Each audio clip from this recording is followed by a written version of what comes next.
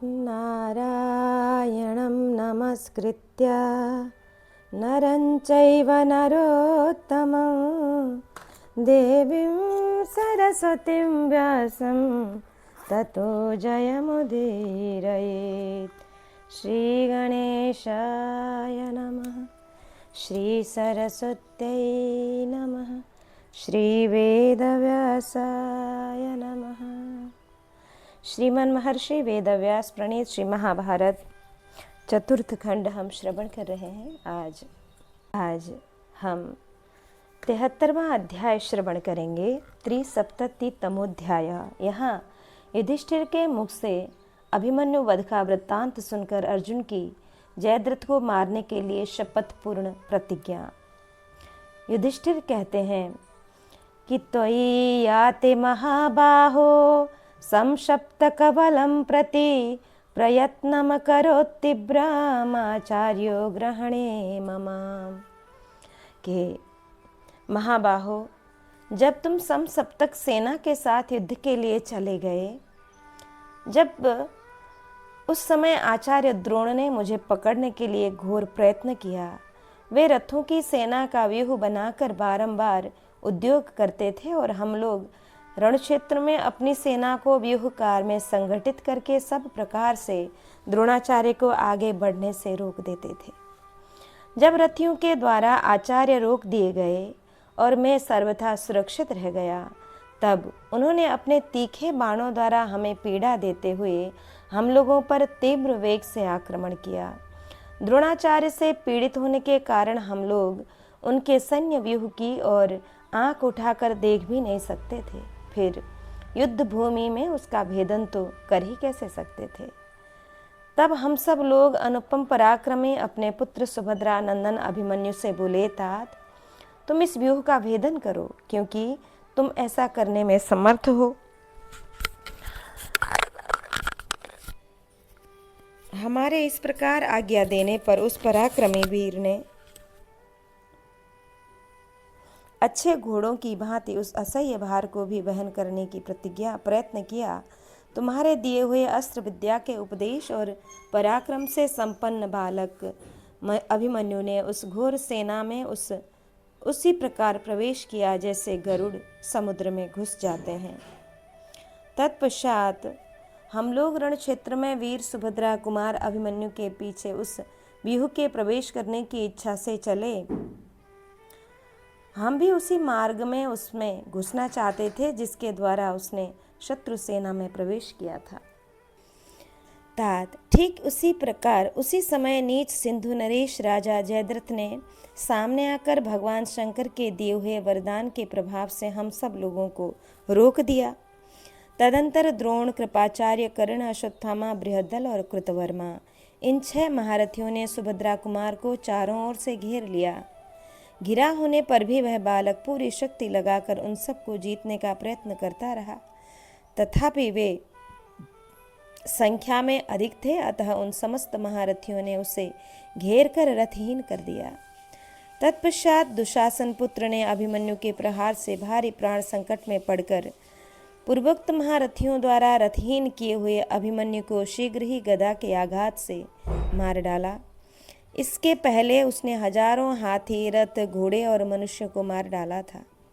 8000 रथों और 900 हाथियों का संहार किया था। 2000 राजकुमारों तथा और भी बहुत से अलक्षित वीरों का वध करके राजा बृहद्दल को भी युद्धस्थल में स्वर्गलोक का अतिथि बनाया। इसके बाद परम धर्मात्मा अभिमन्यु स्वयं मृत्यु को प्राप्त हुआ। वह पुण्यात्माओं के लोकों में गया है। अपने पुण्य के बल से स्वर्गलोक पर विजय पाने वाले धर्मात्मा पुरुषों को जो शुभ लोक सुलभ होते हैं, वे ही उसे प्राप्त हुए हैं। उसने कभी युद्ध में दीनता नहीं दिखाई। वह वीर शत्रुओं को त्रास और बांधवों को आनंद प्रदान करता हुआ अपने पितरों और मामा के नाम को बारंबार विख्यात करके अपने बहुसंख्यक बंधुओं को शोक में डालकर मृत्यु को प्राप्त हुआ है। तभी से हम लोग शोक से संतप्त हैं और इस समय तुमसे हमारी भेंट हुई है। यही हम लोगों के लिए शोक बढ़ाने वाली घटना घटित हुई है। पुरुष सिंह, अभिमन्यु इस प्रकार स्वर्गलोक में गया है। धर्मराज युधिष्ठिर की कही हुई यह बात सुनकर अर्जुन व्यथा से पीड़ित हो लंबी सांस खींचते हुए हा पुत्र कहकर पृथ्वी पर गिर पड़े। उस समय सबके मुख पर विषाद छा गया। सब लोग अर्जुन को घेर कर दुखी हो एकटक नेत्रों से एक दूसरे की ओर देखने लगे। तदंतर इंद्रपुत्र अर्जुन होश में आकर क्रोध से व्याकुल हो मानो ज्वर से कांप रहे हों, इस प्रकार बारंबार लंबी सांस खींचते और हाथ पर हाथ मलते हुए नेत्रों से आंसू बहाने लगे और उन्मत्त के समान देखते हुए इस तरह बोले कि सत्यं वा प्रतिजानामि स्वास्मि हन्ता जयद्रथं न चिद्बद्धभयाद् भीतो धार्तराष्ट्रं प्रहास्यति। मैं आप लोगों के सामने सच्ची प्रतिज्ञा करके कहता हूँ, कल जयद्रथ को अवश्य मार डालूंगा। महाराज, यदि वह मारे जाने के भय से डरकर धृतराष्ट्र पुत्रों को छोड़ नहीं देगा, मेरी पुरुषोत्तम श्री कृष्ण अथवा आपकी शरण में नहीं आ जाएगा, तो कल उसे अवश्य मार डालूंगा। जो धृतराष्ट्र के पुत्रों का प्रिय कर रहा है, जिसने मेरे प्रति अपना सौहार्द भुला दिया है, तथा जो बालक अभिमन्यु के वध में कारण बना है, उस पापी जयद्रथ को कल अवश्य मार डालूंगा। राजन, युद्ध में जयद्रथ की रक्षा करते हुए जो कोई मेरे साथ युद्ध करेंगे, वे द्रोणाचार्य और कृपाचार्य ही क्यों न हों, उन्हें अपने बाणों के समूह से आच्छादित कर दूंगा। पुरुष श्रेष्ठ वीरों, यदि संग्राम भूमि में मैं ऐसा न कर सकूं, तो पुण्यात्मा पुरुषों के उन लोकों को जो शूरवीरों को प्रिय है न प्राप्त हों।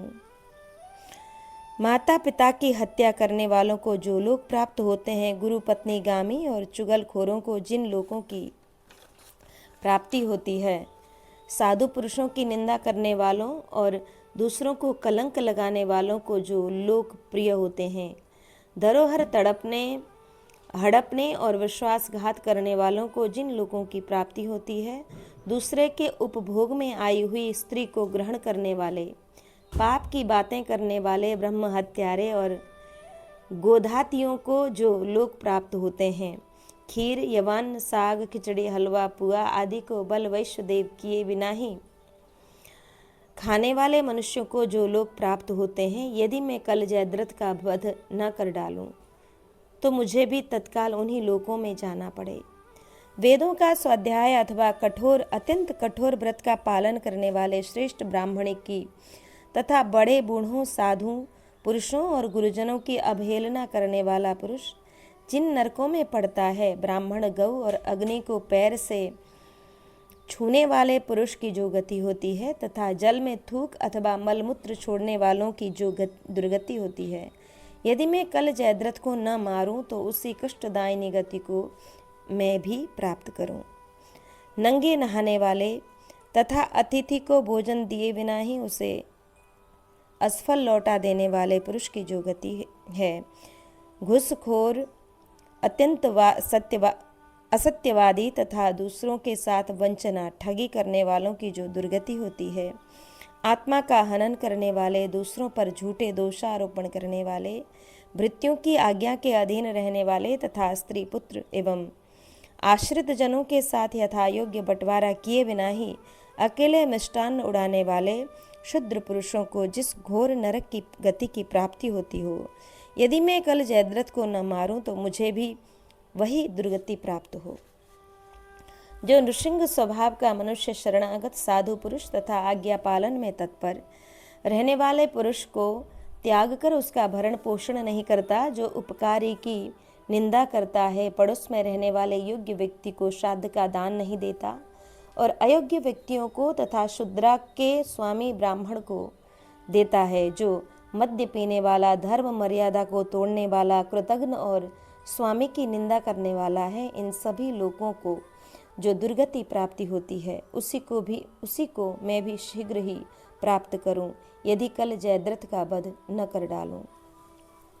जो बाएं हाथ से भोजन करते हैं, गोद में रखकर खाते हैं, जो पलास के आसन का और तेंदुओं की दातून का त्याग नहीं करते तथा उस काल में सोते हैं, उनको जो नरकलोक प्राप्त होते हैं, वे ही मुझे मिले यदि मैं जयद्रथ को न मार डालूं। जो ब्राह्मण होकर सर्दी से और क्षत्रिय होकर युद्ध से डरते हैं, जिस गांव में एक ही कुएं का जल पिया जाता हो और जहां कभी वेद मंत्रों की ध्वनि न सुनाई देती हो, ऐसे स्थानों में जो 6 महीनों तक निवास करते हैं, जो शास्त्र की निंदा में तत्पर रहते हैं, दिन में मैथुन करते और सोते हैं, जो दूसरों के घरों में आग लगाते हैं और दूसरों को जहर दे देते हैं, जो कभी अग्निहोत्र और अतिथि सत्कार नहीं करते तथा गायों के पानी पीने में विघ्न डालते हैं, जो रजस्वला स्त्री का सेवन करते और शुल्क लेकर कन्या देते हैं, जो बहुतों की पुरोहिती करते ब्राह्मण होकर सेवा वृत्ति से जीविका चलाते हैं, मुंह में मैथुन करते अथवा दिन में स्त्री सहवास करते हैं, जो ब्राह्मण को कुछ देने की प्रतिज्ञा करके फिर लोभवश नहीं देते हैं, उन सबको जिन लोगों अथवा दुर्गति की प्राप्ति होती है, उन्हीं को मैं भी प्राप्त हूँ, यदि कल तक जयद्रथ को न मार डालूं। ऊपर जिन पापियों का नाम मैंने गिनाया है तथा जिन दूसरे पापियों का नाम नहीं गिनाया है, उनको जो दुर्गति प्राप्ति होती है, उसी को मैं शीघ्र ही प्राप्त करूं, यदि यह रात बीतने पर कल जयद्रथ को न मार डालूं। अब आप लोग पुनः मेरी यह दूसरी प्रतिज्ञा भी सुन लें। यदि इस पापी जयद्रथ के मारे जाने से पहले ही सूर्यदेव अस्ताचल को पहुंच जाएंगे तो मैं यहीं प्रज्वलित अग्नि में प्रवेश कर जाऊंगा। देवता, असुर, मनुष्य, पक्षी, नाग, पितर, निशाचर, महर्षि, देवर्षि, यह चराचर जगत तथा इसके परे जो कुछ है, वह ये सब मिलकर भी मेरे शत्रु जयद्रथ की रक्षा नहीं कर सकते। यदि जयद्रथ पाताल में घुस जाए या उससे भी आगे बढ़ जाए अथवा आकाश, देवलोक या दैत्यों के नगर में जाकर छिप जाए, तो भी मैं कल अपने सैकड़ों बाणों से अभिमन्यु के उस घोर शत्रु का सिर अवश्य काट लूं। ऐसा कहकर अर्जुन ने दाहिने और बाएं हाथ से भी गांडीव धनुष की टंकार की।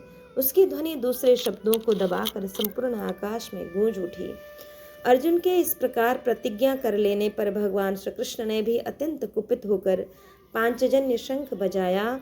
इधर अर्जुन ने भी देवदत्त नामक शंख को फूंका।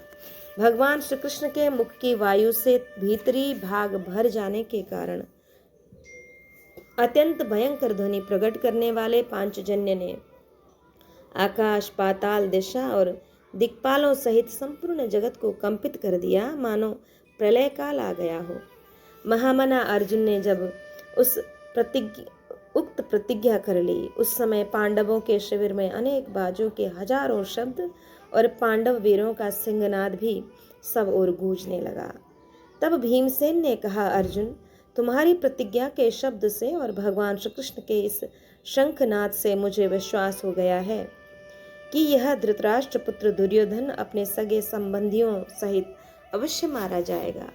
नरश्रेष्ठ, तुम्हारा यह वचन महान अर्थ से युक्त और मुझे अत्यंत प्रिय है। यह अत्यंत प्रभावशाली वाक्य तुम्हारे पुत्र शोकमय उस रोष समूह का निवारण कर रहा है, जिससे तुम्हारे गले के सुंदर पुष्पहार को मसल डाला है। संजय कहते हैं, यहाँ जयद्रथ का भय तथा दुर्योधन और द्रोणाचार्य का उसे आश्वासन देना। कि संजय कहते हैं, श्रुत्वा तु तं महाशब्दं पांडूनां जगद्गृद्धिनां चारहि प्रवेदिते तत्र समुत्थाय जयद्रथ।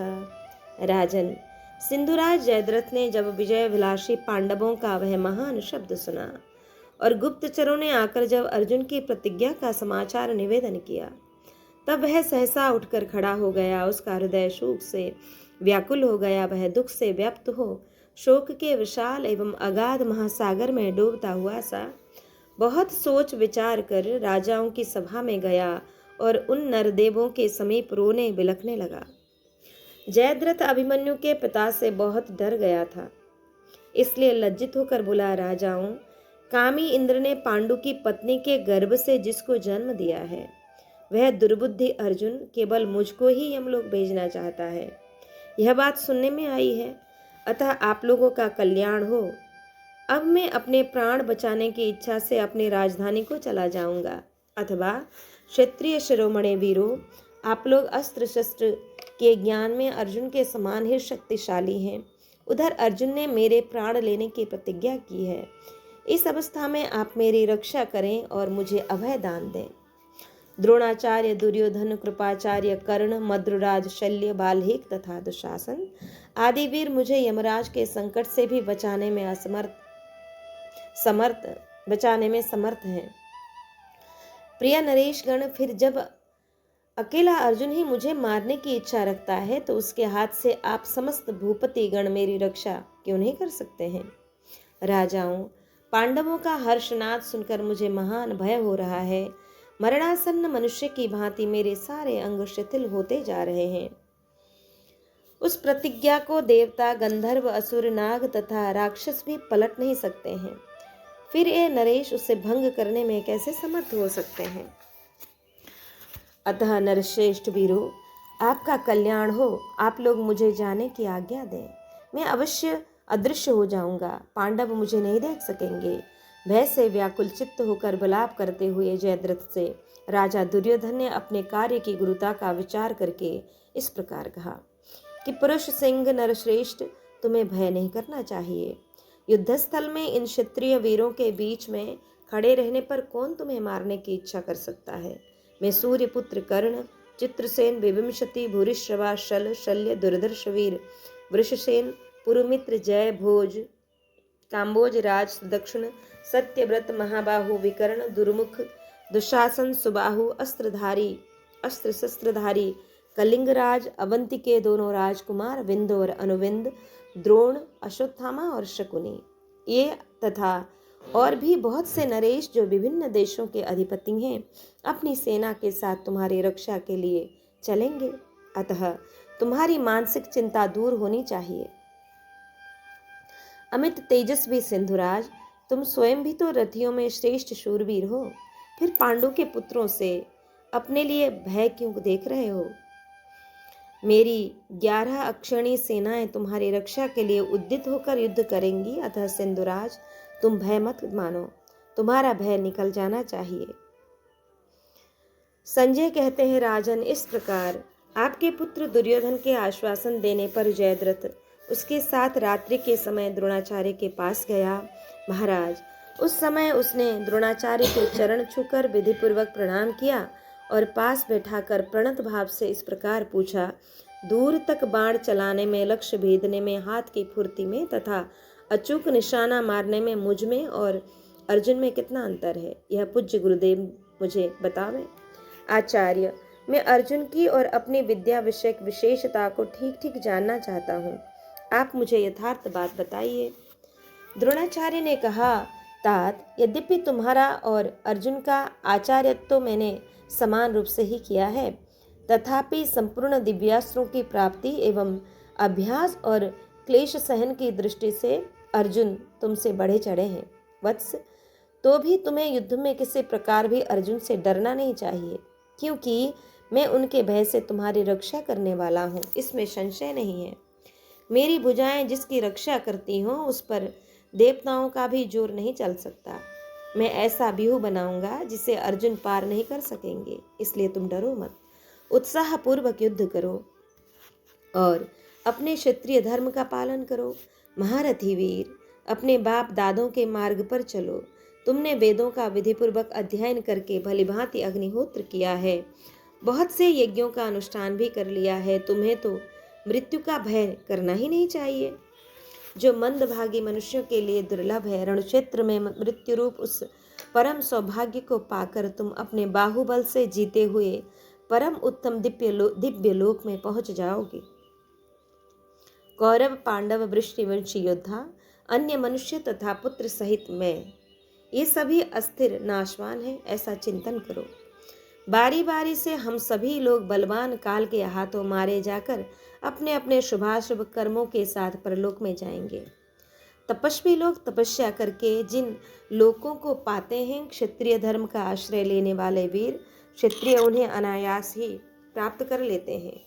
द्रोणाचार्य के इस प्रकार आश्वासन देने पर राजा जयद्रथ ने अर्जुन का भय छोड़ दिया और युद्ध करने का विचार किया। महाराज, तदंतर आपकी सेना में भी हर्षध्वनि होने लगी। सिंहनाद के साथ साथ रणवाद्यों की भयंकर ध्वनि गूंज उठी। यहाँ श्री कृष्ण का अर्जुन को कौरवों के जयद्रथ की रक्षाभिषेक उद्योग का समाचार बताना। संजय कहते हैं, प्रतिज्ञाते तु पार्थेन सिंधुराजवधे तदा वासुदेवो महाबाहुर्धनंजयमभाषत। राजन, जब अर्जुन ने सिंधुराज जयद्रथ के वध की प्रतिज्ञा कर ली, उस समय महाबाहु भगवान श्री कृष्ण ने अर्जुन से कहा, धनंजय, तुमने अपने भाइयों का मत जाने बिना ही जो वाणी द्वारा प्रतिज्ञा कर ली कि मैं सिंधुराज जयद्रथ को मार डालूंगा, यह तुमने दुस्साहसपूर्ण कार्य किया है। मेरे साथ सलाह किए बिना ही तुमने यह बड़ा भारी भार उठा लिया। ऐसी दशा में हम संपूर्ण लोगों के उपहास का पात्र कैसे नहीं बनेंगे। मैंने दुर्योधन के शिविर में अपने गुप्तचर भेजे थे। वे शीघ्र ही वहां से लौटकर अभी अभी वहां का समाचार मुझे बता गए हैं। शक्तिशाली अर्जुन, जब तुमने सिंधुराज के वध की प्रतिज्ञा की थी, उस समय वहां रणवाद्यों के साथ साथ महान सिंहनाद किया गया था, जिसे कौरवों ने सुना था। उस शब्द से जयद्रथ सहित सभी धृतराष्ट्र पुत्र संत्रस्त हो उठे। वे यह सोचकर कि यह सिंहनाद अकारण नहीं हुआ है, सावधान हो गए। महाबाहो, फिर तो कौरवों के दल में भी बड़े जोर का कोलाहल मच गया। हाथी, घोड़े, पैदल तथा रथ सेनाओं का भयंकर घोष सब ओर गूंजने लगा। वे यह समझकर युद्ध के लिए उद्यत हो गए कि अभिमन्यु के वध का वृत्तांत सुनकर अर्जुन को अवश्य ही महान कष्ट हुआ होगा। अतः वे क्रोध करके रात में ही युद्ध के लिए निकल पड़ेंगे। कमल नयन, युद्ध के लिए तैयार होते होते उन कौरवों ने सदा सत्य बोलने वाले तुम्हारे जयद्रथ वध विषय की वह सच्ची प्रतिज्ञा सुनी। फिर तो दुर्योधन के मंत्री और स्वयं राजा जयद्रथ ये सब के सब सिंह से डरे हुए क्षुद्र मृगों के समान भयभीत और उदास हो गए।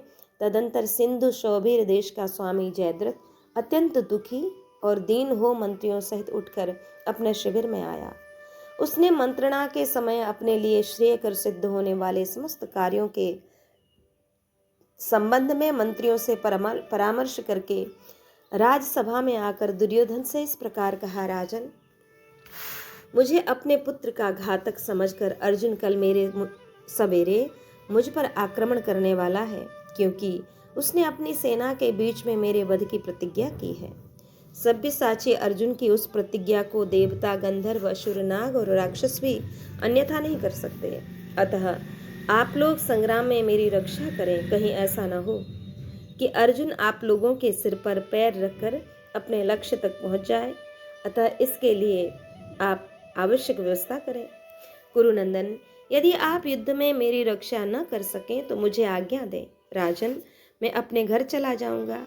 जयद्रथ के ऐसा कहने पर दुर्योधन अपना सिर नीचे किए मन ही मन बहुत दुखी हो गया और तुम्हारी उस प्रतिज्ञा को सुनकर उसे बड़ा भारी चिंता होने लगा। दुर्योधन को उद्विग्न चित्त देखकर सिंधुराज जयद्रथ ने व्यंग करते हुए कोमल वाणी में अपने हित की बात इस प्रकार कही, राजन, आपकी सेना में किसी भी ऐसे पराक्रमी धनुर्धर को नहीं देखता जो उस महायुद्ध में अपने अस्त्र द्वारा अर्जुन के अस्त्र का निवारण कर सके।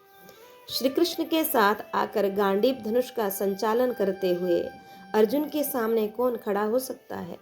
साक्षात इंद्र भी तो उसका सामना नहीं कर सकते। मैंने सुना है कि पूर्व काल में हिमालय पर्वत पर पैदल अर्जुन ने महापराक्रमी भगवान महेश्वर के साथ भी युद्ध किया था। देवराज इंद्र की आज्ञा पाकर उसने एकमात्र रथ की सहायता से हिरण्यपुरवासी सहस्त्रों दानवों का संहार कर डाला था। मेरा तो ऐसा विश्वास है कि परम बुद्धिमान वसुदेव नंदन श्री कृष्ण के साथ रहकर कुंती कुमार अर्जुन देवताओं सहित तीनों लोगों को नष्ट कर सकता है। इसलिए मैं यहाँ से चले जाने की अनुमति चाहता हूँ, अथवा यदि आप ठीक समझें तो पुत्र सहित वीर महामना द्रोणाचार्य के द्वारा मैं अपनी रक्षा का आश्वासन चाहता हूँ। अर्जुन, तब राजा दुर्योधन ने स्वयं ही आचार्य द्रोण से जयद्रथ की रक्षा के लिए बड़ी प्रार्थना की है, अतः उसकी रक्षा का पूरा प्रबंध कर लिया गया है तथा रथ भी सजा दिए गए हैं। कल के युद्ध में कर्ण, भूरिश्रवा, अश्वत्थामा, दुर्जय, वीर, वृषसेन, कृपाचार्य और मद्रराज शल्य, ये 6 महारथी उसके आगे रहेंगे। द्रोणाचार्य ने ऐसा व्यूह बनाया है जिसका अगला आधा भाग शकट के आकार का है और पिछला कमल के समान। कमल व्यूह के मध्य की कर्णिका के बीच सूचित व्यूह के पार्श्व भाग में युद्ध दुर्मद सिंधुराज जयद्रथ खड़ा होगा और अनान्य वीर उसकी रक्षा करते रहेंगे। पार्थ, ये पूर्व निश्चित 6 महारथी धनुष्मान, पराक्रम, प्राण शक्ति तथा मनोबल में अत्यंत असह्य माने गए हैं। इन 6 महारथी को जीते बिना जयद्रथ को प्राप्त करना असंभव है। पुरुष सिंह, पहले तुम इन 6 महारथियों में एक एक के बल पराक्रम का विचार करो, फिर जब ये 6 एक साथ होंगे उस समय तुम्हें सुगमता से नहीं जीता जा सकता। उस समय इन्हें सुगमता से नहीं जीता जा सकता। अब मैं पुनः अपने हित का ध्यान रखते हुए कार्य की सिद्धि के लिए मंत्रज्ञ मंत्रियों और हितैषी सुहृदों के साथ सलाह करूंगा। अर्जुन बोले कि मधुसूदन, दुर्योधन के जिन 6 महारथियों को आप बल में अधिक मानते हैं उनका पराक्रम मेरे आधे के बराबर भी नहीं है, ऐसा मेरा विश्वास है। जयद्रथ के वध की इच्छा से मेरे युद्ध करते समय आप देखेंगे कि मैंने इन सब के अस्त्रों को अपने अस्त्र से काट गिराया है। मैं द्रोणाचार्य के देखते देखते अपने सैनिकों सहित विलाप करते हुए सिंधुराज जयद्रथ का मस्तक पृथ्वी पर गिरा दूंगा। मधुसूदन श्री कृष्ण, यदि साध्य रुद्र, वसु, अश्विनी कुमार, इंद्र सहित मरुदगण, विश्वदेव, विश्वेश्वर गण, पितर, गंधर्व, गरुड़, समुद्र, पर्वत, स्वर्ग, आकाश, यह पृथ्वी, दिशाएं, दिक्पाल, गांवों तथा जंगलों में निवास करने वाले प्राणी और संपूर्ण चराचर जीव भी सिंधुराज जयद्रथ की रक्षा के लिए उद्यत हो जाएं, तो भी मैं सत्य की शपथ खाकर और अपना धनुष छूकर कहता हूं कि कल युद्ध में आप मेरे बाणों द्वारा जयद्रथ को मारा गया देखेंगे। केशव, उस दुर्बुद्धि पापी जयद्रथ की रक्षा का बीड़ा उठाए हुए जो महाधनुर्धर आचार्य द्रोण हैं, पहले उन्हीं पर आक्रमण करूंगा। दुर्योधन आचार्य पर ही इस युद्ध रूपी द्यूत को आबद्ध अवलंबित मानता है, अतः उसी की सेना के अग्रभाग का भेदन करके मैं सिंधुराज के पास जाऊंगा। जैसे इंद्र अपने वज्र का पर्वतों के शिखरों को वज्र द्वारा शिखरों को विदीर्ण कर देते हैं, उसी प्रकार कल युद्ध में मैं अच्छी तरह तेज किए हुए नाराजों द्वारा बड़े बड़े धनुर्धरों को चीर डालूंगा, आप देखेंगे। मेरे तीखे बाणों द्वारा विदीर्ण होकर गिरते और गिरे हुए मनुष्य, हाथी और घोड़ों के शरीरों से खून की धारा बह चलेगी। गांडीव धनुष से छूटे हुए बाण मन और वायु के समान वेगशाली होते हैं। वे शत्रुओं के सहस्रों हाथी, घोड़े और मनुष्यों को शरीर और प्राणों से शून्य कर देंगे। यह कुबेर, वरुण तथा इंद्र, रुद्र से मैंने जो भयंकर अस्त्र प्राप्त किए हैं उन्हें कल के युद्ध में सब लोग देखेंगे। जयद्रथ के समस्त रक्षकों द्वारा छोड़े हुए अस्त्रों को मैं युद्ध में ब्रह्मास्त्र द्वारा काट डालूंगा, आप यह कल देखेंगे। केशव, कल के युद्ध में आप देखेंगे कि इस पृथ्वी पर मेरे बाणों के वेग से कटे हुए राजाओं के मस्तक बिछ गए हैं। कल मैं मांसभोजी प्राणियों को तृप्त कर दूंगा, शत्रु सेनाओं को मार भगाऊंगा, सुहृदों को आनंद प्रदान करूंगा और सिंधुराज जयद्रथ को मत डालूंगा। सिंधुराज जयद्रथ पाप पूर्ण प्रदेश में उत्पन्न हुआ है। उसने बहुत से अपराध किए हैं। वह एक दुष्ट संबंधी है, अतः कल मेरे द्वारा मारा जाकर अपने सुजनों को शोक में निमग्न कर देगा। सदा सब प्रकार से दूध भात खाने वाले पापाचारी जयद्रथ को रणांगण में आप राजाओं सहित मेरे द्वारा विदीर्ण हुआ देखेंगे। श्री कृष्ण, मैं कल सवेरे ऐसा युद्ध करूंगा जिससे दुर्योधन रणक्षेत्र के भीतर संसार के दूसरे किसी धनुर्धर को मेरे समान नहीं मानेगा। नरश्रेष्ठ ऋषिकेश, जहाँ गांडीव जैसा दिव्य धनुष है, मैं योद्धा हूँ और आप सारथी हैं, वहाँ मैं किसी को नहीं जीत सकता। भगवान, आपकी कृपा से इस युद्धस्थल में कौन सी ऐसी शक्ति है जो मेरे लिए असह्य हो? ऋषिकेश, आप यह जानते हुए भी क्यों मेरी निंदा करते हैं? जनार्दन, जैसे चंद्रमा में काला चिन्ह स्थिर है, जैसे समुद्र में जल की सत्ता सुनिश्चित है, उसी प्रकार आप मेरी इस प्रतिज्ञा को भी सत्य समझें। प्रभु, आप मेरे अस्त्रों का अनादर न करें, मेरे इस सुदृढ़ धनुष की अवहेलना न करें, इन दोनों भुजाओं के बल का तिरस्कार न करें और अपने इस सखा धनंजय का अपमान न करें। मैं संग्राम में इस प्रकार चलूंगा जिससे कोई मुझे जीत न सके। वरम में ही विजय होऊंगा। इस सत्य के प्रभाव से आप रणक्षेत्र में जयद्रथ को मारा गया ही समझें। जैसे ब्रह्मनिष्ठ ब्राह्मण में सत्य, साधु पुरुषों में नम्रता और यज्ञों में लक्ष्मी का होना ध्रुव सत्य है, उसी प्रकार जहाँ आप नारायण विद्यमान हैं, वहाँ विजय भी अटल है। संजय कहते हैं, राजन, इंद्र कुमार अर्जुन ने गर्जना करते हुए इस प्रकार उपयुक्त बातें कहकर संपूर्ण इंद्रियों के नियंता तथा सब कुछ करने में समर्थ अपने आत्मस्वरूप भगवान श्री कृष्ण को स्वयं ही मन से सोचकर इस प्रकार आदेश दिया, श्री कृष्ण, आप ऐसा प्रबंध कर लें कि कल सवेरा होते ही मेरा रथ तैयार हो जाए, क्योंकि हम लोगों पर महान कार्यभार आ पड़ा है। यहाँ नाना प्रकार के अशुभ सूचक उत्पात, कौरव सेना में भय और श्री कृष्ण का अपनी बहन सुभद्रा को आश्वासन देना। संजय कहते हैं, ताम निशा दुख सौकातौर निश्वसंता विभोरगौ निद्राम नैव फले भाते वासुदेव धनंजय। राजन, दुख और शोक से पीड़ित हुए श्री कृष्ण और अर्जुन सर्पों के समान लंबी सांस खींच रहे थे। उन दोनों को उस रात में नींद नहीं आई और नर और नारायण को कुपित जान इंद्र सहित संपूर्ण देवता व्यथित हो चिंता करने लगे, यह क्या होने वाला है। रुद्र भय सूचक एवं दारुण वायु बहने लगी। दूसरे दिन सूर्योदय होने पर सूर्य मंडल में कबंध युक्त घेरा देखा गया। बिना वर्षा के ही वज्र गिरने लगा। आकाश में बिजली की चमक के साथ भयंकर गर्जना होने लगी। पर्वत, वन और काननों सहित पृथ्वी कांपने लगी। महाराज, ग्राहों के निवास स्थान समुद्र में ज्वर आ गया। समुद्रगामिनी नदियां उल्टी धारा में बहकर अपने उद्गम की ओर जाने लगीं। मांसभक्षी प्राणियों के आनंद और यमराज के राज्य की वृद्धि के लिए रथ, घोड़े, मनुष्य और हाथियों के नीचे ऊपर के ओष्ठ फड़कने लगे। भरत श्रेष्ठ, हाथी, घोड़े आदि वाहन मलमूत्र करने और रोने लगे। उन सब भयंकर एवं रोमांचकारी उत्पातों को देखकर और महाबली सब्यसाची अर्जुन की उस भयंकर प्रतिज्ञा को सुनकर आपके सभी सैनिक व्यथित हो उठे। इधर इंद्र कुमार महाबाहु अर्जुन ने भगवान श्री कृष्ण से कहा, माधव, आप पुत्र वधु उत्तरा सहित अपनी बहन सुभद्रा को धीरज बधाइए। उत्तरा और उसकी सखियों का शोक दूर कीजिए। प्रभु, शांतिपूर्ण, सत्य और युक्तियुक्त वचनों द्वारा इन सबको आश्वासन दीजिए। तब भगवान श्री कृष्ण अत्यंत उदास मन से अर्जुन के शिविर में गए और पुत्र शोक से पीड़ित हुई अपनी दुखिया बहन को आश्वासन देने लगे। भगवान श्री कृष्ण बोले कि माम शोकम कुरु वार्ष्णेहि कुमारम प्रति सस्नुषा सर्वेषां पाणिनिं भीरु निष्ठैषा काल निर्मिता। वृष्णि नंदिनी, तुम और पुत्र वधु उत्तरा,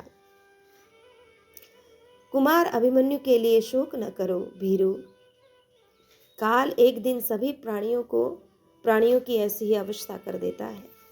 तुम्हारा पुत्र उत्तम कुल में उत्पन्न, धीर, वीर और विशेषतः क्षत्रिय था। यह मृत्यु उसके योग्य ही हुई है, इसीलिए शोक न करो। यह सौभाग्य की बात है कि पिता के तुल्य पराक्रमी धीर महारथी अभिमन्यु क्षत्रियोचित कर्तव्य का पालन करके उस उत्तम गति को प्राप्त हुआ है जिसकी वीर पुरुष अभिलाषा करते हैं।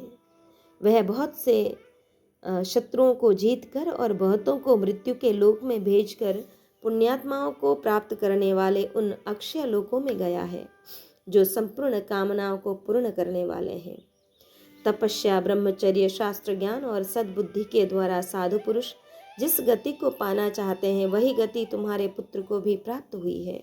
सुभद्रे, तुम वीर माता, वीर पत्नी, वीर कन्या और वीर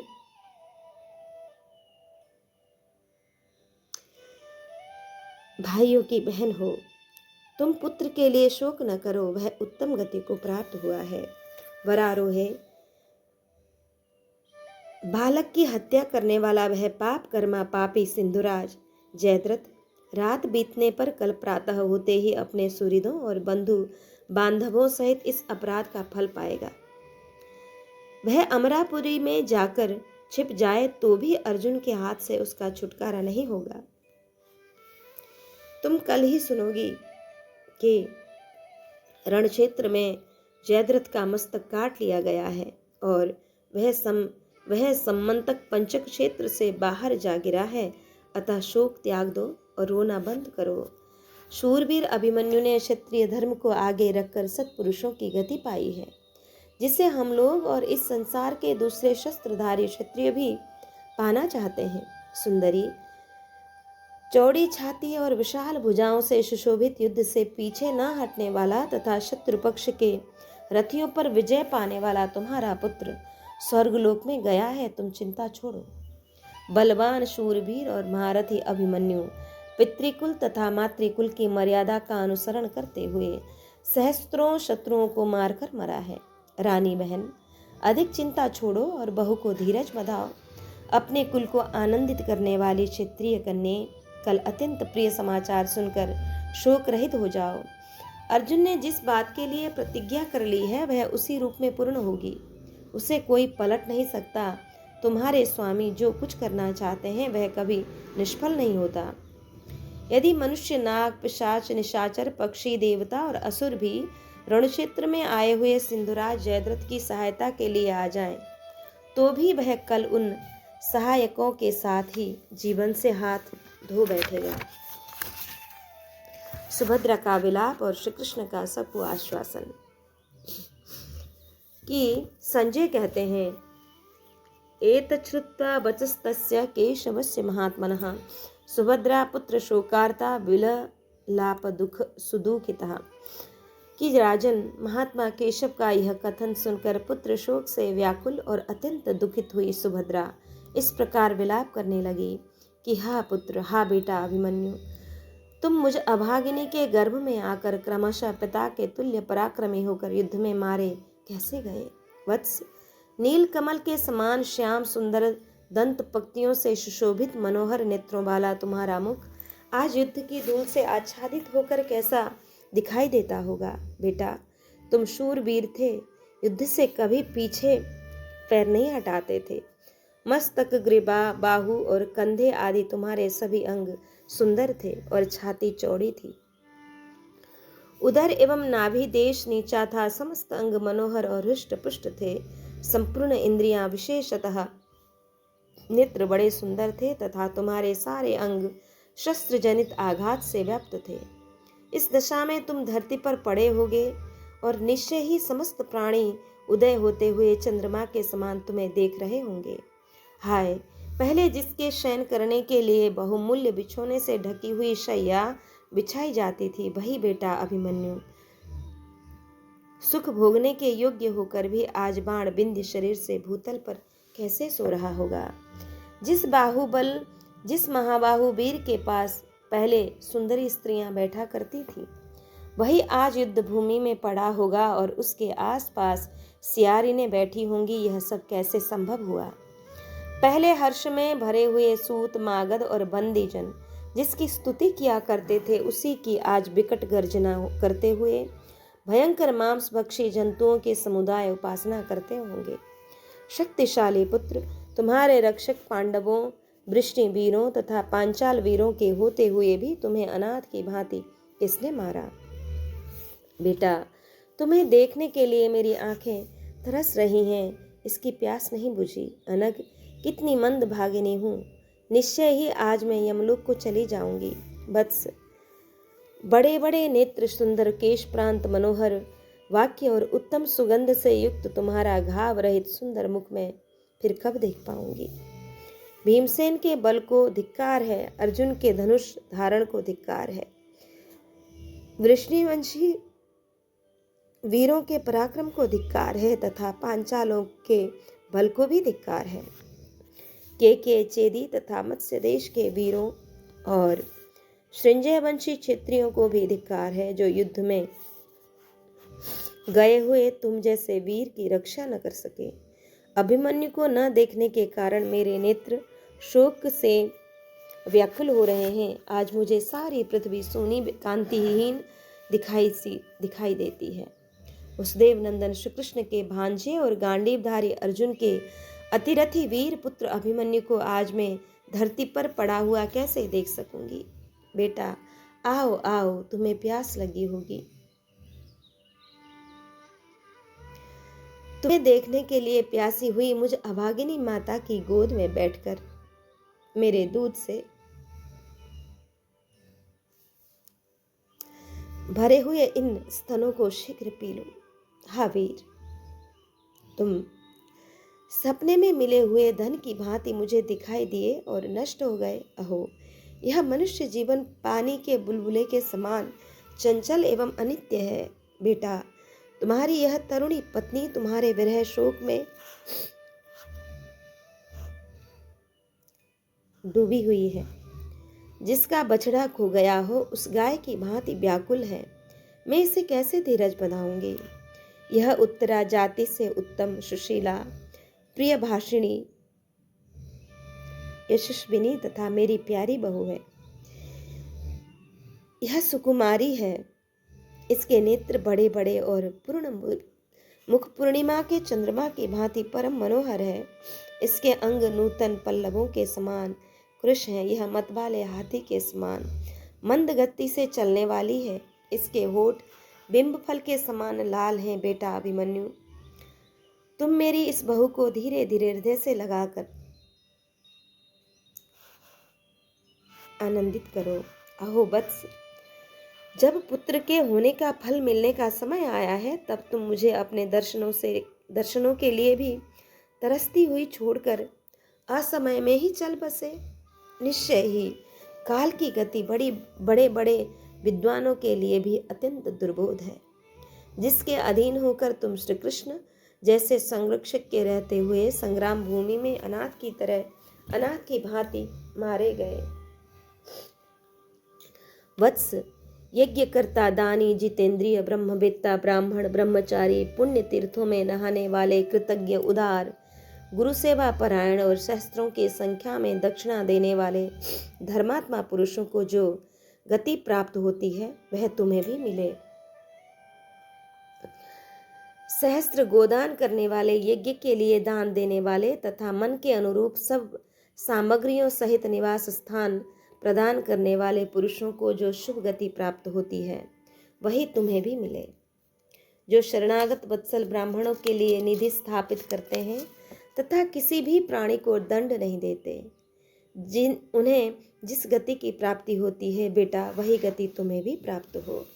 उत्तम व्रत का पालन करने वाले मुनि ब्रह्मचर्य के द्वारा जिस गति को पाते हैं और पतिव्रता स्त्रियों को जिस गति की प्राप्ति होती है बेटा, वही गति तुम्हें भी सुलभ हो। पुत्र, सदाचार के पालन से राजाओं तथा सुरक्षित पुण्य के प्रभाव से पवित्र हुए चारों आश्रमों के लोगों को जो सनातन गति प्राप्ति होती है, दिनों पर दया करने वाले, उत्तम वस्तुओं को घर में बांटकर उपयोग में लेने वाले तथा चुगली से दूर रहने वाले लोगों को जो गति प्राप्ति होती है, वही गति तुम्हें भी मिले। वत्स, व्रतपरायणा, धर्मशील, गुरुसेवक एवं अतिथि को निराश न लौटाने वाले लोगों को जिस गति की प्राप्ति होती है वह तुम्हें मिले। बेटा, जो लोग भारी से भारी कठिनाइयों में और संकटों में पड़ने पर तथा शोकाग्नि से दग्ध होने पर भी धैर्य धारण करके अपने आप को स्थिर रखते हैं, उन्हें मिलने वाली गति को तुम भी प्राप्त करो।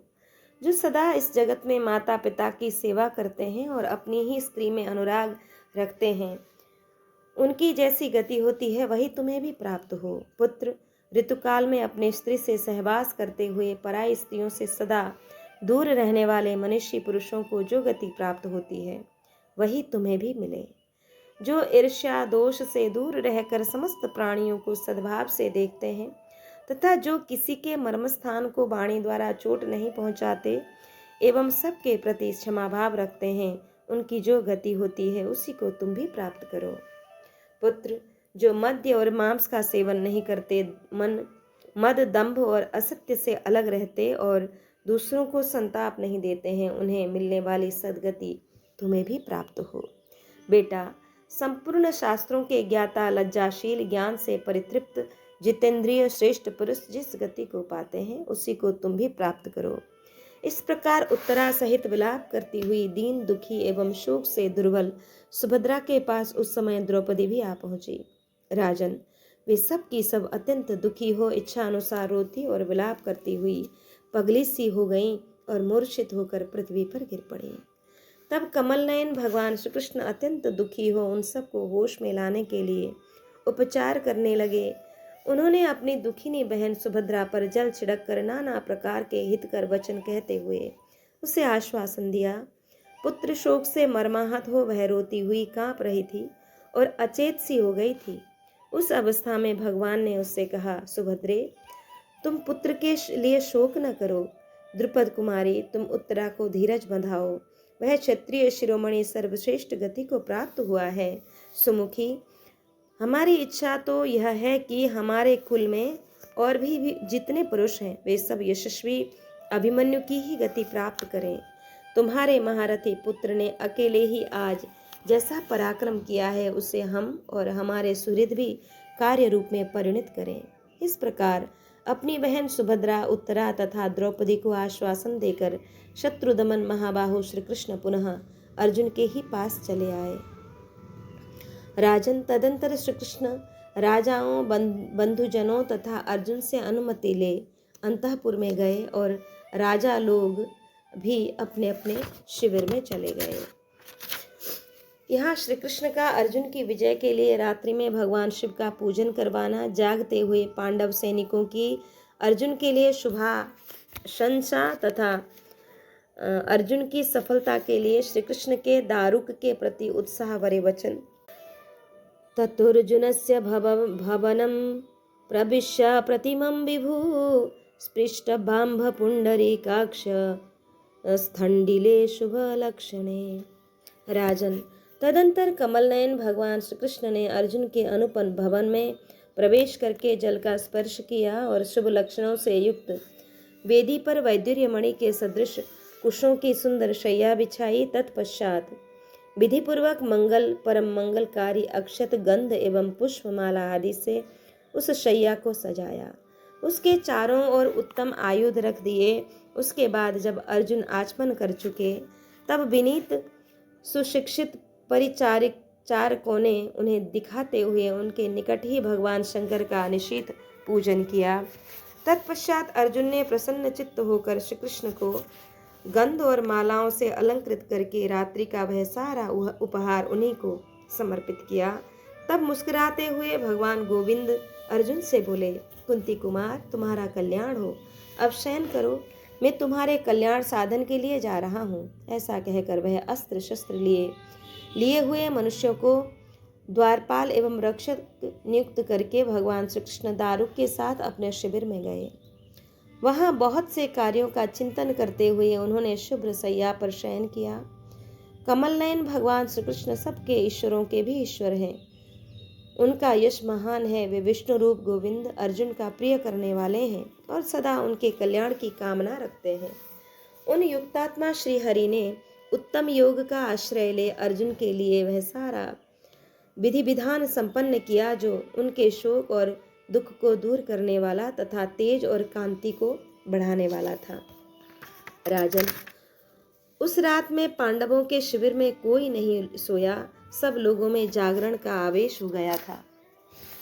वहां सब लोग इसी चिंता में पड़े थे कि पुत्र शोक से संतप्त हुए गांडीवधारी महामना अर्जुन से सहसा सिंधुराज जयद्रथ के वध की प्रतिज्ञा कर ली है। शत्रु वीरों का संहार करने वाले वे महाबाहु इंद्र कुमार अपनी उस प्रतिज्ञा को कैसे सफल करेंगे। महामना पांडव ने यह बड़ा कष्टप्रद निश्चय किया है। उन्होंने पुत्र शोक से संतप्त होकर बड़ी भारी प्रतिज्ञा कर ली है।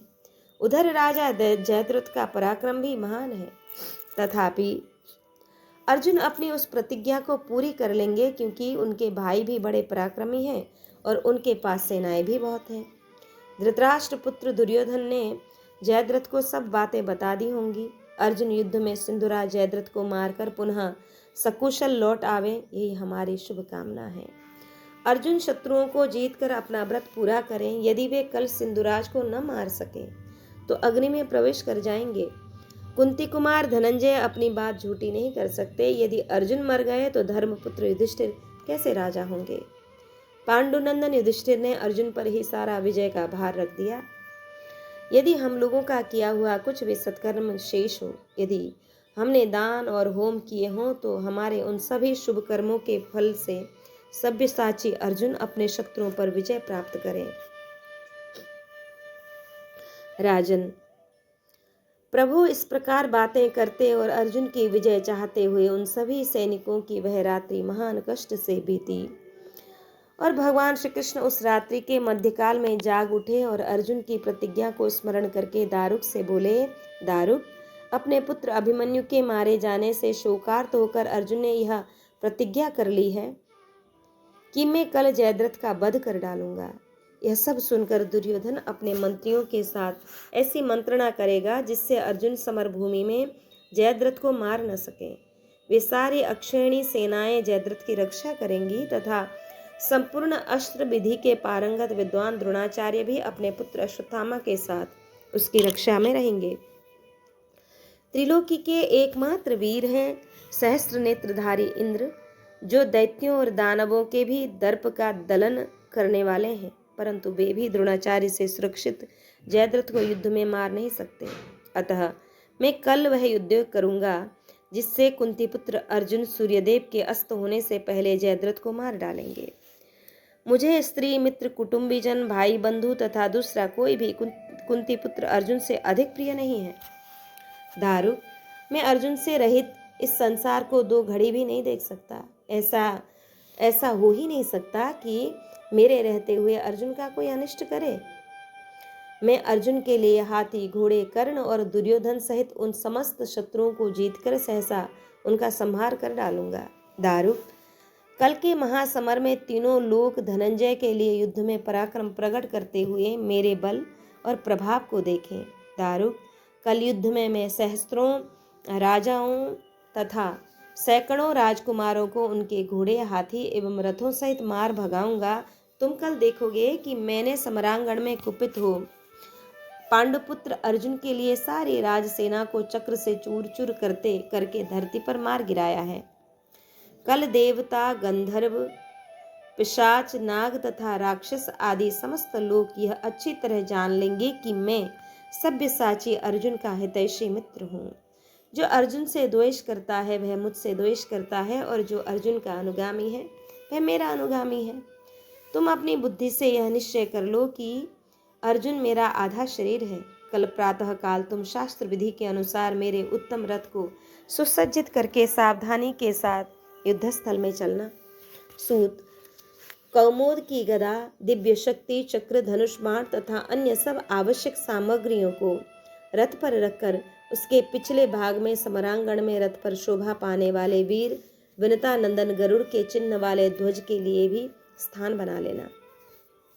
दारुक, साथ ही उसमें छत्र लगाकर अग्नि और सूर्य के समान प्रकाशित होने वाले तथा विश्वकर्मा के बनाए हुए दिव्य सुवर्णमय जालों से विभूषित मेरे 4 श्रेष्ठ घोड़े बलाहक, मेघपुष्प, शैब्य तथा सुग्रीव को जोत लेना और स्वयं भी कवच धारण करके तैयार रहना। पांचजन्य शंख का ऋषभ स्वर से बजाया हुआ शब्द और भयंकर कोलाहल सुनते ही तुम बड़े वेग से मेरे पास पहुंच जाना। दारुक, मैं अपनी बुआ जी के पुत्र भाई अर्जुन के सारे दुख और अमर्ष को एक ही दिन में दूर कर दूंगा। सभी उपायों से ऐसा प्रयत्न करूंगा जिससे अर्जुन युद्ध में धृतराष्ट्र पुत्रों के देखते देखते जयद्रथ को मार डाले। सारथे, कल अर्जुन जिस जिस वीर के वध का प्रयत्न करेंगे मैं आशा करता हूँ वहाँ वहाँ उनकी निश्चय ही विजय होगी।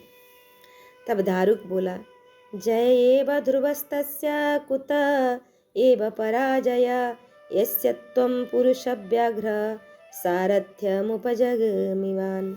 पुरुष सिंह, आप जिनके सारथी बने हुए हैं उनकी विजय तो निश्चित है ही। उनकी पराजय कैसे हो सकती है? अर्जुन की विजय के लिए कल सवेरे जो कुछ करने की आप मुझे आज्ञा देते हैं उसे उसी रूप में मैं अवश्य पूर्ण करूंगा। संजय कहते हैं, कुंती पुत्रस्तुतं मंत्रम स्मरन्नेव धनंजय प्रतिज्ञामात्मनो रक्षन मुमोहा चिंत्य विक्रम। अर्जुन का स्वप्न में भगवान श्री कृष्ण के साथ शिव जी के समीप जाना और उनकी स्तुति करना। राजन, इधर अचिंत्य पराक्रमशाली कुंती पुत्र अर्जुन अपनी प्रतिज्ञा की रक्षा के लिए वनवास काल में व्यास जी के बताए हुए शिव संबंधी मंत्र का चिंतन करते करते नींद से मोहित हो गए।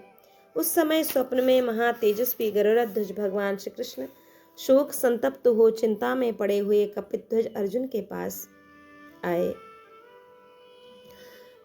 धर्मात्मा धनंजय किसी भी अवस्था में क्यों न हो सदा प्रेम और भक्ति के साथ खड़े होकर श्री कृष्ण का स्वागत करते थे। अपने इस नियम का वे कभी लोप नहीं होने देते थे। अर्जुन ने खड़े होकर गोविंद को बैठने के लिए आसन दिया और स्वयं उस समय किसी आसन पर बैठने का विचार उन्होंने नहीं किया। तब महातेजस्वी श्री कृष्ण पार्थ के इस निश्चय को जानकर अकेले ही आसन पर बैठ गए और खड़े हुए कुंती कुमार से इस प्रकार बोले, कुंती नंदन, तुम अपने मन में विषाद न डालो, क्योंकि काल पर विजय पाना अत्यंत कठिन है। काल ही समस्त प्राणियों को विधाता के अवश्यम भावी विधान में प्रवृत्त कर देता है। मनुष्य में श्रेष्ठ अर्जुन, बताओ तो सही, तुम्हें किस लिए विषाद हो रहा है? विद्वद्दर, तुम्हें शोक नहीं करना चाहिए, क्योंकि शोक समस्त कर्मों का विनाश करने वाला है। जो कार्य करना हो उसे प्रयत्न पूर्वक करो। धनंजय, उद्योगहीन मनुष्य का जो शोक है वह उसके लिए शत्रु के समान है। शोक करने वाला पुरुष अपने शत्रुओं को आनंदित करता और बंधु बांधवों को दुख से दुर्बल बनाता है। इसके सिवा वह स्वयं भी शोक के कारण क्षीण होता जाता है। तुम्हें शोक नहीं करना चाहिए। वसुदेव नंदन भगवान श्री कृष्ण के ऐसा कहने पर किसी से पराजित न होने वाले विद्वान अर्जुन ने यह अर्थयुक्त वचन उस समय कहा, केशव, मैंने जयद्रथ के वध के लिए यह भारी प्रतिज्ञा कर ली है कि कल मैं अपने पुत्र के घातक दुरात्मा सिंधुराज को अवश्य मार डालूंगा। परंतु अच्युत, धृतराष्ट्र पक्ष के सभी महारथी मेरी प्रतिज्ञा भंग करने के लिए सिंधुराज को निश्चय ही सबसे पीछे खड़े करेंगे और वह उन सब के द्वारा सुरक्षित होगा। माधव, श्री कृष्ण कौरवों की वे 11 अक्षौहिणी सेनाएं जो अत्यंत दुर्जय हैं और उनमें मरने से बचे हुए जितने सैनिक विद्यमान हैं उनसे तथा पूर्वोक्त सभी महारथियों से युद्धस्थल में घिरे जाने पर दुरात्मा सिंधुराज को कैसे देखा जा सकता है? केशव, ऐसी अवस्था में प्रतिज्ञा की पूर्ति नहीं हो सकेगी और प्रतिज्ञा भंग होने पर मेरे जैसा पुरुष कैसे जीवन धारण कर सकता है? वीर, अब इस कष्ट साध्य जयद्रथ वध की कार्य की ओर से मेरी अभिलाषा परिवर्तित हो रही है। इसके सिवा इन दिनों सूर्य जल्दी अस्त हो जाते हैं, इसलिए मैं ऐसा कह रहा हूँ। अर्जुन के शोक का आधार क्या है, यह सुनकर महातेजस्वी विद्वान गरुड़ध्वज कमल नयन भगवान श्री कृष्ण आचमन करके पूर्वाभिमुख होकर बैठे और पांडुपुत्र अर्जुन के हित तथा सिंधुराज जयद्रथ के वध के लिए इस प्रकार बोले, पार्थ, पाशुपत नामक एक परम उत्तम सनातन अस्त्र है जिससे युद्ध में भगवान महेश्वर ने समस्त दैत्यों का वध किया था। यदि वह अस्त्र आज तुम्हें विदित हो तो तुम अवश्य कल जयद्रथ को मार सकते हो, और यदि तुम्हें उसका ज्ञान न हो तो मन ही मन भगवान वृषभध्वज शिव की शरण लो। धनंजय, तुम मन में उन महादेव जी का ध्यान करते हुए चुपचाप बैठ जाओ, तब उनकी दया प्रसाद से तुम उनके भक्त होने के कारण उस महान अस्त्र को प्राप्त कर लोगे। भगवान श्री कृष्ण का यह वचन सुनकर जल का आचमन करके धरती पर एकाग्र चित्त होकर बैठ गए और मन से महादेव जी का चिंतन करने लगे। तब शुभ लक्षणों से युक्त ब्रह्म मुहूर्त में ध्यानस्थ होने पर अर्जुन ने अपने आप को भगवान श्री कृष्ण के साथ आकाश में जाते हुए देखा। पवित्र हिमालय के शिखर तथा तेज पुंज से व्याप्त एवं सिद्धों और चारणों से सेवित मणिमान पर्वतों को भी देखा। उस समय अर्जुन भगवान श्री कृष्ण के साथ वायु वेग के समान तीव्र गति से आकाश में बहुत ऊंचे उठ गए। भगवान केशव ने उनकी दाहिनी बाह पकड़ रखी थी। तत्पश्चात धर्मात्मा अर्जुन ने अद्भुत दिखाई देने वाले बहुत से पदार्थों को देखते हुए क्रमशः उत्तर दिशा में जाकर श्वेत पर्वत का दर्शन किया। इसके बाद उन्होंने कुबेर के उद्यान में कमलों से विभूषित सरोवर तथा अगाध जलराशि से भरी हुई सरिताओं में श्रेष्ठ गंगा का अवलोकन किया। गंगा के तट पर स्फटिक मणि में पत्थर सुशोभित होते थे। सदा फूल और फलों से भरे हुए वृक्ष समूह वहां की शोभा बढ़ा रहे थे। गंगा के उस तट प्रांत में बहुत से सिंह और व्याघ्र विचरण करते थे। नाना प्रकार के मृग वहां सब और भरे हुए थे। अनेक पवित्र आश्रमों से युक्त और मनोहर पक्षियों से सेवित रमणीय गंगा नदी का दर्शन करते हुए आगे बढ़ने पर उन्हें मंदराचल के प्रदेश दिखाई दिए, जो किन्नरों के उच्च स्वर से गाए हुए मधुर गीतों से मुखरित हो रहे थे। सोने और चांदी के शिखर तथा फूलों से भरे हुए पारिजात के वृक्ष उन पर्वतीय प्रांतों की शोभा बढ़ा रहे थे तथा भांति भांति की तेजोमयी औषधियां वहां अपना प्रकाश फैला रही थीं।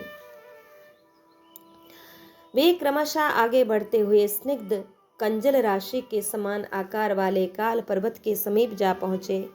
फिर ब्रह्मतुंग पर्वत, अन्य नदियों तथा बहुत से जनपदों को भी उन्होंने देखा।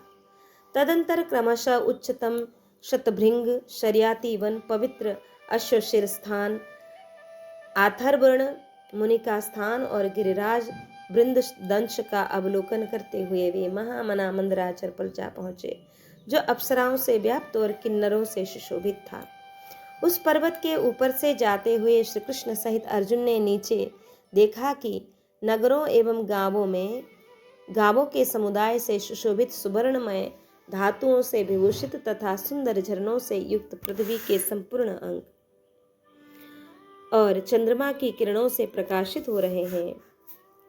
बहुत से रत्नों की खानों से युक्त समुद्र भी बहुत आकार में दृष्टिगोचर हो रहे थे। इस प्रकार पृथ्वी, अंतरिक्ष और आकाश का एक साथ दर्शन करके आश्चर्यचकित हुए अर्जुन श्री कृष्ण के साथ विष्णुपद उच्चतम आकाश में यात्रा करने लगे। वे धनुष से चलाए हुए बाण के समान आगे बढ़ रहे थे। तदंतर कुंती कुमार अर्जुन ने एक पर्वत को देखा, जो अपने तेज से प्रज्वलित सा हो रहा था। ग्रह, नक्षत्र, चंद्रमा और सूर्य अग्नि के समान उसकी प्रभा सब ओर फैल रही थी। उस पर्वत पर पहुंचकर अर्जुन ने उसके एक शिखर पर खड़े हुए नित्य तपस्या परायण महात्मा भगवान वृषध्वज का दर्शन किया। वे अपने तेज से सहस्त्रों सूर्यों के समान प्रकाशित हो रहे थे। उनके हाथ में त्रिशूल, मस्तक पर जटा और श्री अंगों पर बलकल एवं मृगचर्म के वस्त्र शोभा पा रहे थे। उनकी कांति गौर वर्ण की थी। सहस्त्रों नेत्रों से युक्त उनके श्री विग्रह की विचित्र शोभा हो रही थी। वे तेजस्वी महादेव अपनी धर्मपत्नी पार्वती जी के साथ विराजमान थे और तेजोमय शरीर वाले भूतों के समुदाय उनकी सेवा में उपस्थित थे। उनके सम्मुख गीतों और वाद्यों की मधुर ध्वनि हो रही थी। हास्य लास्य नृत्य का प्रदर्शन किया जा रहा था। प्रमथ गण उछल कूद कर बाहें फैलाकर उच्च स्वर से बोल कर अपनी कलाओं से भगवान का मनोरंजन करते थे। उनकी सेवा में पवित्र सुगंधित पदार्थ प्रस्तुत किए गए थे। ब्रह्मवादी महर्षिगण दिव्य स्तोत्रों द्वारा उनकी स्तुति कर रहे थे। अपनी महिमा से कभी च्युत न होने वाले वे समस्त प्राणियों के रक्षक भगवान शिव धनुष धारण किए हुए अद्भुत शोभा पा रहे थे। अर्जुन सहित धर्मात्मा वसुदेव नंदन श्री कृष्ण ने उन्हें देखते ही वहां की पृथ्वी पर माथा टेक कर प्रणाम किया और उन सनातन ब्रह्मस्वरूप भगवान शिव की स्तुति करने लगे।